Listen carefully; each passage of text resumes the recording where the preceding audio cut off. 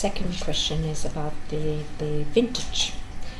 Could you tell us the particular vintage which changed the style of Opus One and could be considered as the turning point vintage?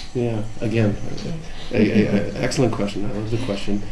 But I don't think of one particular vintage where the project turned and became successful. We frequently present our wines as proceeding through a series of stages, if you will. And that being said, I love to taste when we can, very rarely since there's so little left. The original wine that they made in 1979 was in and of itself a breakthrough in terms of the concept and the presentation. And the wine 32 years later, if well stored, still can be an impressive bottle of wine, very aged but quite beautiful. But that's the opening of the project. Through the first years, Opus One was made at Robert Mondavi Winery. We didn't have our own winery, and so the winemaker from Baronfleet de Rothschild, initially a gentleman named Lucien Ciano, and then starting in 1985, a gentleman named Patrick Léon, would fly over to Napa Valley and work in Robert Mondavi Winery with Tim Mondavi, struggling to find this balance and this wine. And I think that the wines through the 80s reflect a particularly Bordelais style. I think the initial efforts show a very Bordelais style. And the answer to your question that I would offer occurs in 1991.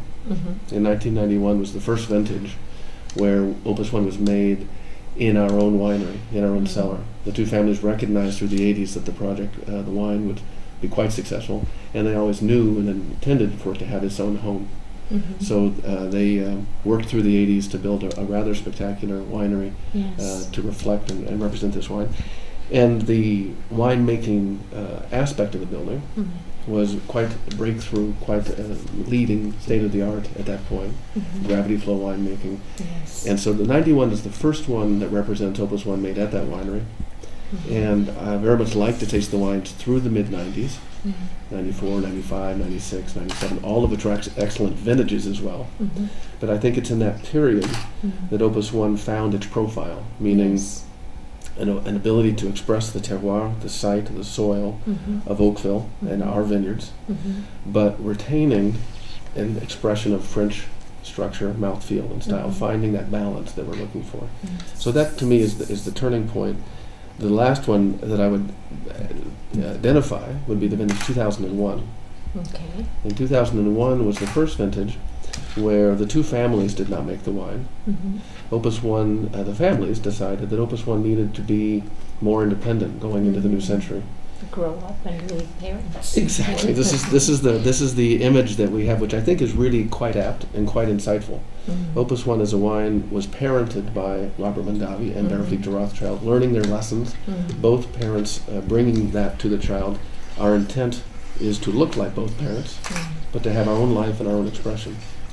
And the families were far-sighted enough to realize that Opus One had reached a point where the kid needed to leave the house. It needed to have some time on its own and start discovering its own way. We still see the parents on the weekends, and they still give us very good advice, and we have a great relationship with the parents. But in 2001, Opus One hired Michael Salacci as the first winemaker responsible for integrating both the French aspect of winemaking, grape growing, vineyard, of course the vineyard is what really counts, and the California approach to it. And so I think one can see three distinct phases. Styles change. There's an evolution. I believe our wines are getting better and better, which is always the effort. And I think that would be my answer. Okay. What about adding the two varieties like Malbec and Petit Verdot? In some states that the James and myself, when we tasted some of the vintages of Opus wine, that we noticed that from certain years you started adding the Malbec and also the Petit Verdot. Exactly. So the first year of adding those varieties could be also considered as the turning point vintage? Absolutely. That's certainly an element to the evolution of Opus One, an important element. The initial idea was to make Opus One in the Bordeaux fashion, in the fashion of the great chateaus of Bordeaux, but in Napa. And going back to, again, that first morning that Baron and Robert spent together in 1978, as Robert flew over to Chateau Mouton to France to be with the Baron and talk about this, he had no idea what the Baron would propose. There was no preconception that this wine would be made in Napa. In fact, Robert thought that they would make wine together in France.